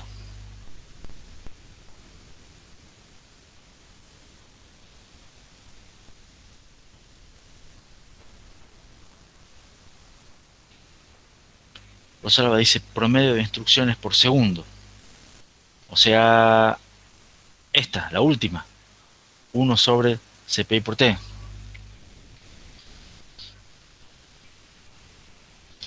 Santiago Latina dice que es parecido todo. Pero fíjate que no. Recuerden la ecuación anterior de tiempo de ejecución igual I por CPI por T. Acá tenemos cantidad de instrucciones. Acá tenemos CPI. Acá tenemos T. Acá tenemos una que mezcla CPI por T. Y acá tenemos otra que mezcla CPI por T. O sea, son todas medio parecidas, pero no, son distintas. Sergio dice la primera.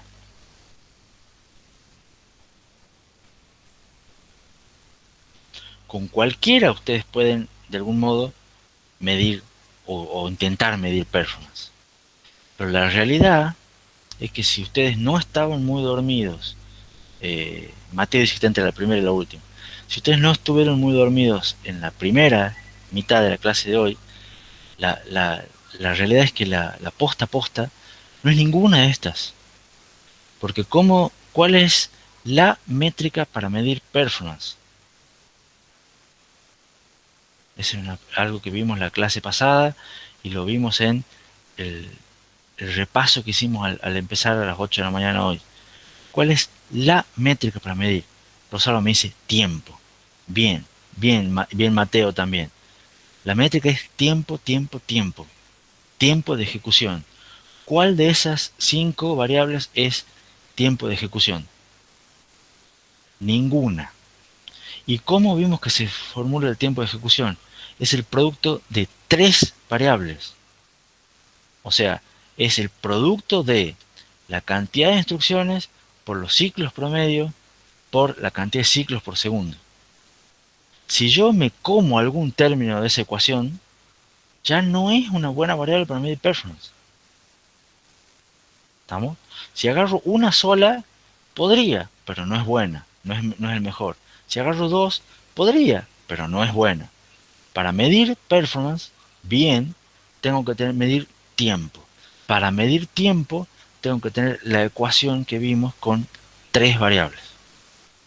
Cantidad de instrucciones que se ejecuta un programa, ciclos promedios que demora cada instrucción y duración de cada ciclo. Cualquier otra cosa es a medias. Y justamente de eso se trata lo que viene después.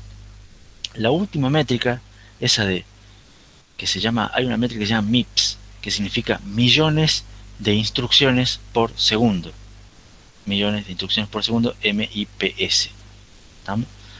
Eso es una métrica que es marketing, que es la inversa de 1 dividido CPI por T y multiplicado por 10 a la 6 para que sean millones, o también se lo puede poner como se pasa el periodo, digamos T, lo pasamos para el otro lado porque 1 sobre T sabemos que es la frecuencia, entonces la frecuencia del reloj sobre el CPI.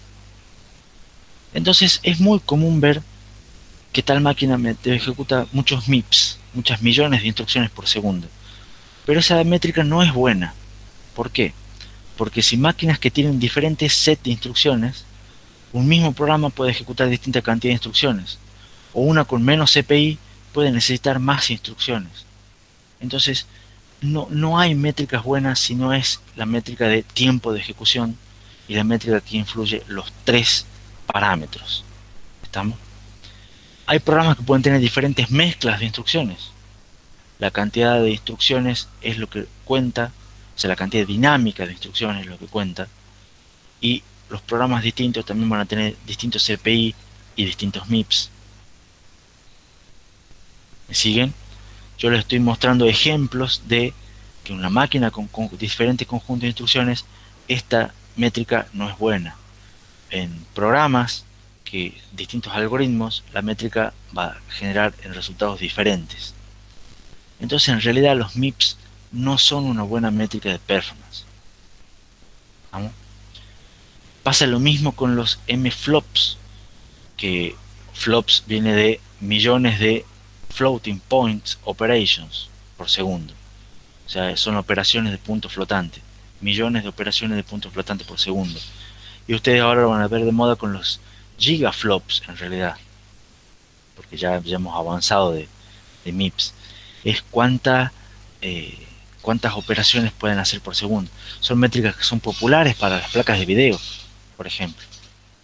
Pero son métricas que los vendedores dicen, yo tengo mi máquina que hace más gigaflops y mi máquina hace más gigaflops. Y en general no son buenas métricas para medir performance. ¿Por qué? Porque no miden dónde se gasta el tiempo. Dicen, son buenas haciendo muchas operaciones. Sí, pero hacer muchas operaciones no necesariamente implica que el programa se ejecute en menos tiempo. Porque si estás haciendo muchas operaciones al vicio, haces muchas operaciones, pero no ganas nada de tiempo. Entonces es una cuestión de marketing porque los cálculos no mienten, van a hacer más operaciones, pero hay mentirosos que calculan. Capaz que no me sirven hacer más operaciones si lo que yo quiero es ejecutar en menos tiempo para tener mejor performance.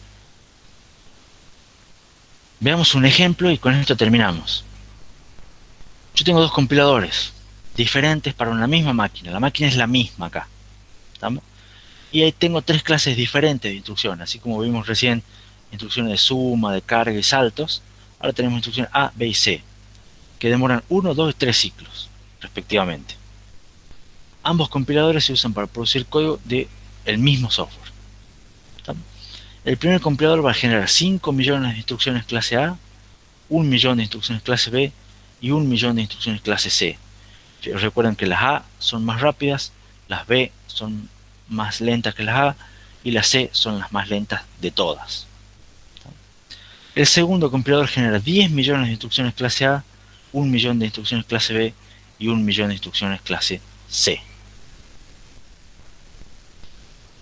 ¿Hasta ahí se entiende el enunciado? ¿Hasta acá?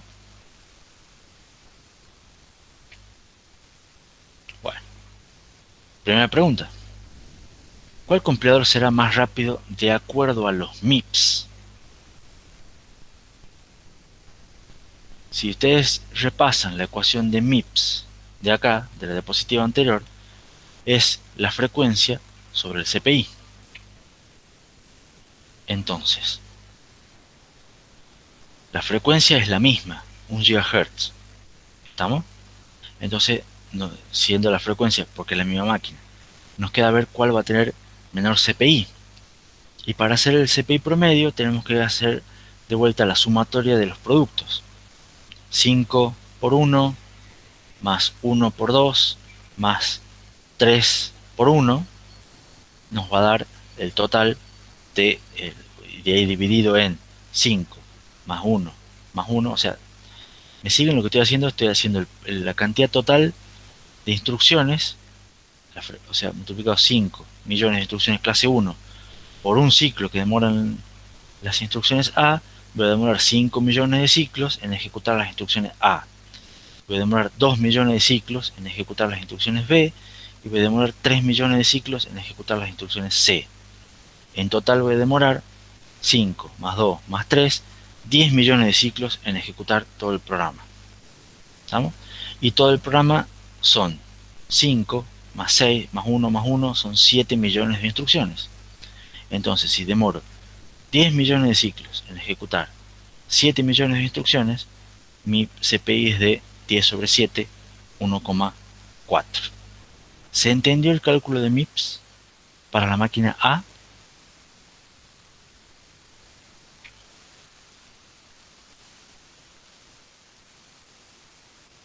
Cuando lo haga escrito, sí. Podría hacerlo escrito, pero de todas maneras se los dejo como tarea para la casa. La ecuación está, digamos, o sea, hacen la sumatoria de los productos, de cuánto demora cada una de las, o sea, cuántas instrucciones tienen por cuánto demora cada uno, y lo dividen en el total de instrucciones, ¿estamos? Que son 5, 6 y 7. Si ustedes ven para la máquina B, hacen lo mismo, pero acá la diferencia es que ustedes tienen más instrucciones, ¿estamos? Y además tienen más instrucciones del tipo A. Entonces en general van a ver que el promedio es muy probable que les dé más bajo. Porque ustedes van a tener 10 por 1, 10.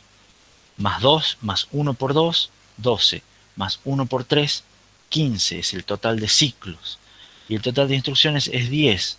Más 1 son 12. Entonces el CPI de la máquina B es 15 sobre 12. 15 sobre 12 es 1,3. Es menor que 10 sobre 7.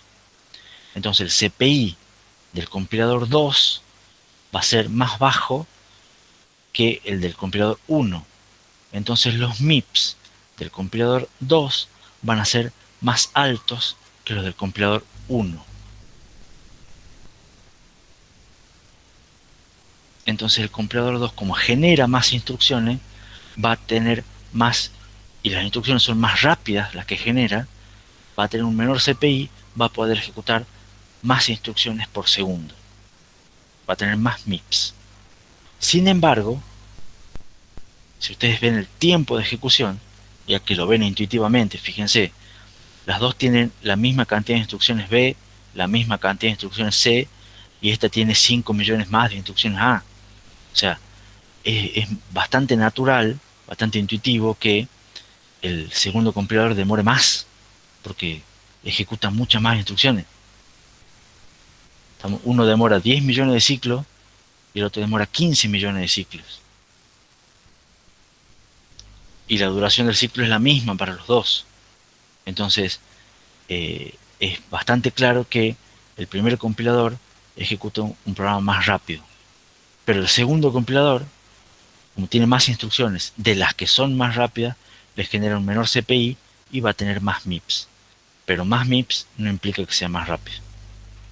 Ejecutar más instrucciones por segundo no implica que un procesador sea más rápido.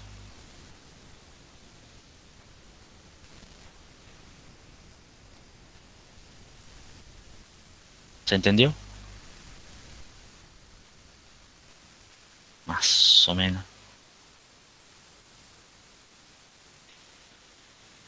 Digamos que sí, dice Matienzo. Ahí cortamos. Yo diría que cortemos acá. ¿Qué es lo que les quise mostrar con todas estas diapositivas al último? O qué es lo que vimos en general en la clase de hoy. La performance de un procesador es tiempo. El tiempo se mide con una ecuación fundamental de 3 parámetros: cantidad de instrucciones, ciclos promedio de cada instrucción y duración del ciclo. Si falta algún parámetro, cualquiera de esos tres, se pueden inventar un montón de otras métricas, pero no van a ser buenas, porque la métrica importante, realmente importante, es tiempo.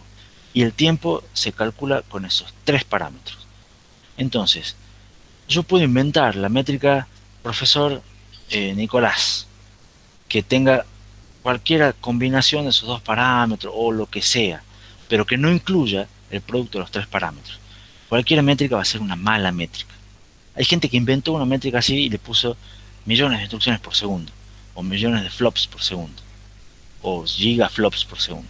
¿No? No importa. Esas son métricas marketineras, son métricas que sirven para decir, uy, mi procesador ejecuta muchas instrucciones por segundo. Perfecto. Pero que lo haga, que ejecute muchas instrucciones por segundo, ¿implica que es más rápido? ¿Implica que es mejor? Y la respuesta es no. Para saber si es más rápido o si es mejor, para saber si es mejor tengo que ver si es más rápido. Y para ver si es más rápido tengo que saber si demora menos tiempo, no cuántas instrucciones por segundo ejecuta. La métrica que importa es tiempo de ejecución, que es el producto de las 3 variables que vimos. ¿Estamos? Entonces es la única métrica importante, la más importante. Entonces ese es lo que ustedes tienen que poner el foco. Cuando yo les haga preguntas tramposas de, che, yo mejoré la frecuencia, ¿lo hago más rápido? La respuesta es, si mejoras la frecuencia no puedes saber. ¿Estamos? Lo importante es mejorar el tiempo de ejecución de un programa. ¿Se entendió?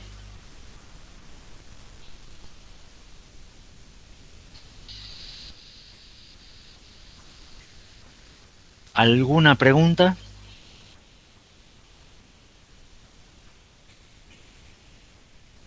Sí, bueno, repasen las diapositivas, si quieren vuelvan a ver alguna parte del video, y si tienen dudas, pregunten. Tenemos en Discord el canal específico para consultas de teoría, vayan preguntando por ahí, no hay ningún problema. Y eventualmente organizamos alguna consulta a través de Discord o lo que sea. No se queden con las dudas, eso es lo importante.